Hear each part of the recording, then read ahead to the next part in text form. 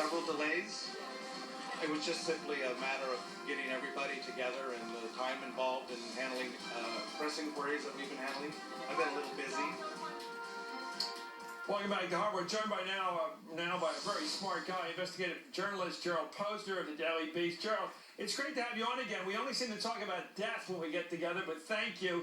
You wrote a great book called Case Closed about the Kennedy assassination, where you nailed the case and proved that Oliver Stone was off the wall. But that always makes me happy because he is off the wall. Let me ask you about this question. What do we know right now about what killed Michael Jackson? Well, it appears one thing's clear, Chris. Look, if they were able to determine today heart attack or stroke, they saw that, they'd be out there announcing it. If they saw clear evidence of foul play, trauma to the body, I know this from having dealt with forensics pathologists before, they'd announce that today. What we're going to get in 4 to 6 weeks is a whole toxicology report and pharmacology report, which is going to list how many drugs he has in him. And I guarantee what you said before when you were talking to Dan Abrams is going to happen.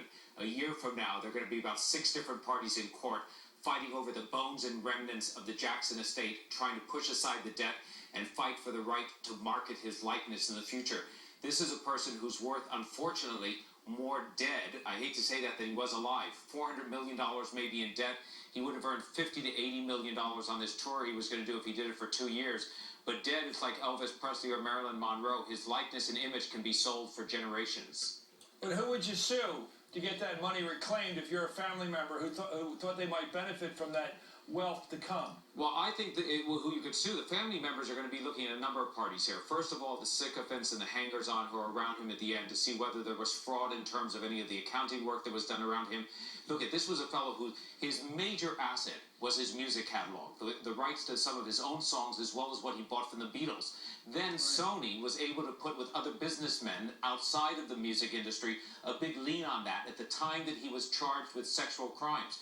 And one of the things we often forget is all of his top-paid legal advisors and accountants at the time had him start to put his assets into hidden trust so that they were protected in case he got convicted of the sexual abuse charges, because they knew that what would follow them would be lawsuits based on that criminal conviction, and he could lose everything. So they started to partition things off into separate assets. That all had liens on it as well. And then where do we find Michael, Chris, in the last year and a half? We find him in the United Arab Emirates, being the court jester, essentially, for Sheikh Mohammed, the head of the UAE, and some of the other top Arab sheikhs in that country. He would perform for them at private parties. He would sing. He would go along to different events. They would call up, and he was like a toy. They would say, "We have Michael Jackson, the great superstar, with us tonight." They paid him an undisclosed amount of money, but I'm sure it's in 7 figures, constantly for these appearances, these long stays in the UAE. And where that money is, anybody knows, anybody's guess. You make it sound horrible, like it's a high-priced slavery. Well, I do think that, for Michael Jackson, who had, and I think he's this incredible talent, but a tortured soul. As you know, I'm doing this reporting for the Daily Beast, but I also did a book on Motown a number of years ago. And this is a kid who, had a #1 hit by the time he was 10, who at the time he was 4, his father had him up 3 and 4 hours a day performing in a band.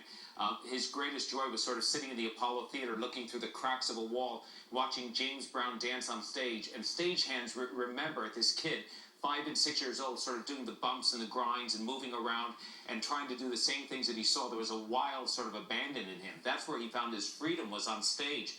But eventually, I think that fame that he had became a gilded prison for him, and he hated that as well. You see the plastic surgery, trying to almost disfigure himself, the mask, hiding himself, staying away from people. His only real connection that he has is with kids, putting the sexual abuse aside. He was better off talking to children than he was to real people. Everyone will tell you that who worked with him. And yet in the end, he turns out to be 50 years old and pretty much alone, except for those hanging on for the last bit that they can drain out of him. So what was it like being Michael Jackson? If you just looked at his accounting records, what was it like? What would he go to bed worrying about when he went to sleep at night?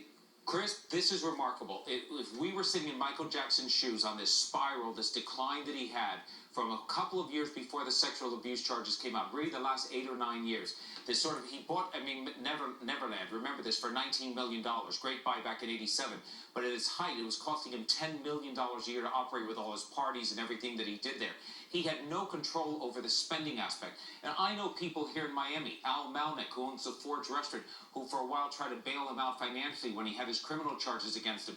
These people said that when you talked to him, and you talked to him about finances and details, it was like you were talking a foreign language. You might as well have been talking Greek. He just didn't get it. Talk to him about music, creativity, fashion, he was there. But when you talk to him about the numbers, he was in another world. It wasn't something he understood. And that's why I think he was never able to rein himself in. Nobody was there strong enough to say, stop, you're about to spend yourself into bankruptcy. You know, I read Scott Berg's book about the last years of Katharine Hepburn's life. I'm a Scott Berg fan. But, you know, since he wrote that book about Max Perkins, I just think he's great. And he talked about Michael Jackson pathetically coming to see the aged Katharine Hepburn when she was very old, almost the person that Martin Short imitated at the end there. And he came to see her, and what did he do? Instead of being human with her, he tried to bring in photographers to get his picture taken with her. And then as he was leaving, he said, you know how I could get to see Greta Garbo, who was still alive? I mean, there was something, what was he clinging for? What was he had, what did he have that he didn't have? I mean, what was he wanting? What he wanted, he could never have. He wanted two things. He wanted, in some ways, to recapture. I don't even think he wanted a normal life. It's not one of these people. He didn't want the normal life. He loved the fact that he was the king of pop and the celebrity. That he absolutely relished. And like you said, tracking down Hepburn at this point and trying to look for Garbo and being part of the icons of history. He thought of himself very much as one of the most important musical figures, and he was. But what he was missing and looking for in a lot of ways, and I don't want to be the pop psychologist here having one Psychology 101 course at Berkeley 25 years ago, but he was looking for that lost childhood that he never had. He wanted that childhood, and he said at one point in an interview, it was very interesting, that he actually hated his father. He said hated his father for telling him that the outside world was a place filled with danger and making him feel a prisoner in his own home. I think that's what he resented. He never was able to recatch that, but that's part of Neverland. Look at it, it's an adult Disneyland. That's part of all the kids' stuff that he's doing. Gerald Posner, it's great to have you on. I miss you, buddy. Thanks for coming on. You come on to a strange night, but a tragic night, but what a smart guy you are. What a great investigative reporter you are. Thank you so much. Thanks, Let us know about your latest work. We'll talk to you about other things. Absolutely. Be sure to watch the Chris Matthews Show, by the way, this week, and we're going to have